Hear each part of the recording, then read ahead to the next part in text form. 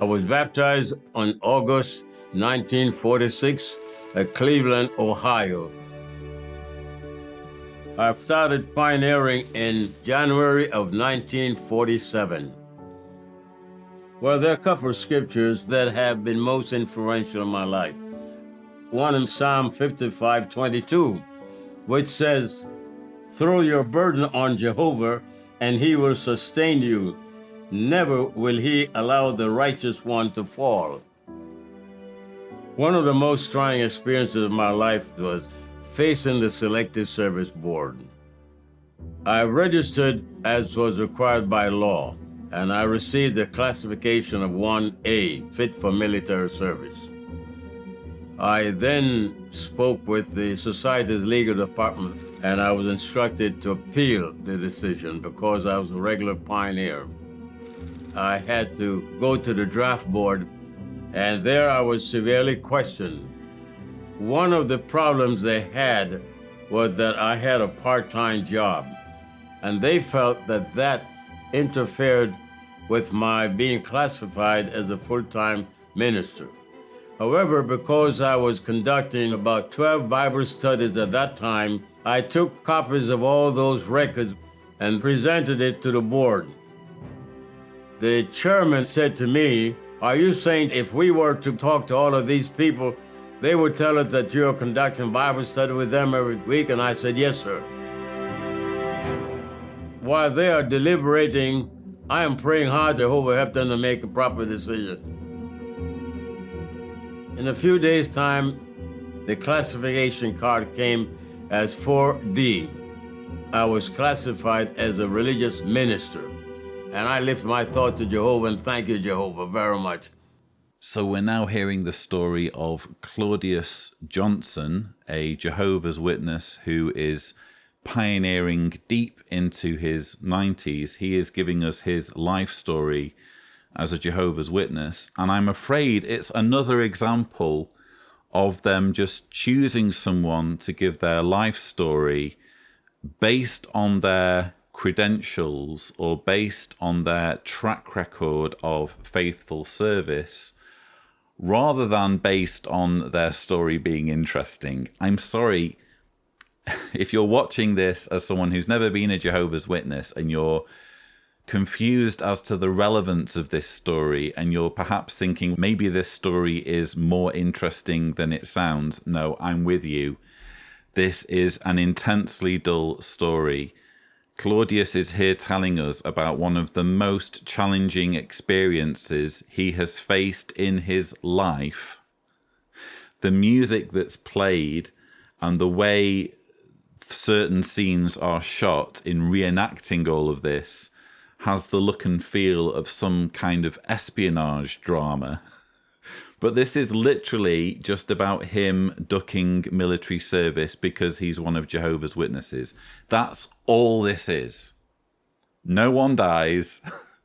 No one even comes close to dying or being injured. There isn't anything of any real interest other than a Jehovah's Witness who's desperate to get out of serving in the military, and he manages to convince the authorities that he should be exempt from military service because he is pioneering as one of Jehovah's Witnesses and has a number of Bible studies. That's the story. And apparently the fact that he had things his way and the authorities yielded and gave him exemption from military service, this shows some sort of intervention by God in Claudius's life. This is proof, apparently, that God was looking out for him.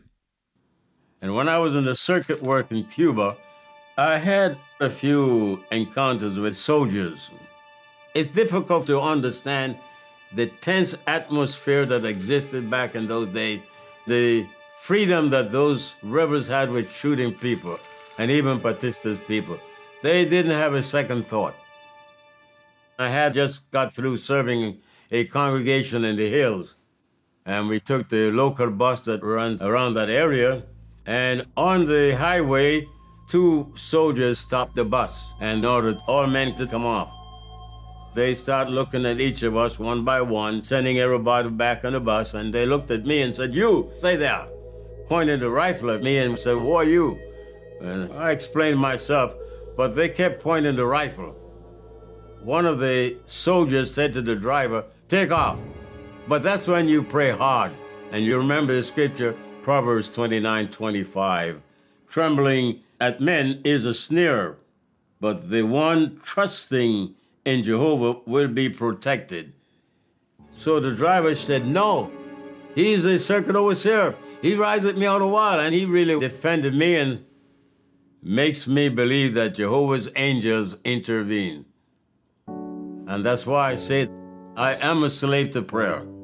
It's the most important thing in my life. Well, this is certainly a more interesting story than the selective service story that he was telling us before.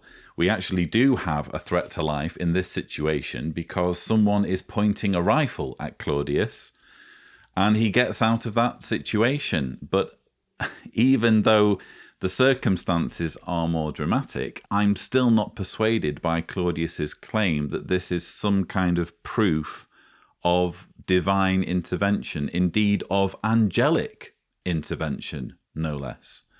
It couldn't just be a case of the bus driver liking him, being mates with him, standing up for him, and these military officers standing down because they'd been persuaded by this bus driver that Claudius wasn't a threat and was a friend of his. He could vouch for Claudius. Therefore, they needed to let Claudius off the hook. No. This was proof, apparently, of angelic intervention. God wasn't interested in saving the lives of others. He wasn't interested in intervening during the Holocaust. He wasn't interested in sparing the lives of Jehovah's Witnesses in countries like Malawi, where witnesses were murdered or were treated grotesquely by the authorities there due to taking a stand. Jehovah couldn't be bothered to come to the rescue of those people, but Claudius is special, at least in his mind. This goes to what I've been saying recently on the channel. It's a huge problem I have with this whole idea of an interventionist God. Once you start making claims that God is intervening to your benefit in your life, getting you off the hook in whatever situation, you then have to explain why God is so indifferent to more pressing issues and more clear cases of injustice. You need to explain, if you're pushing this idea of an interventionist God, why this interventionist God has such terrible prioritization skills.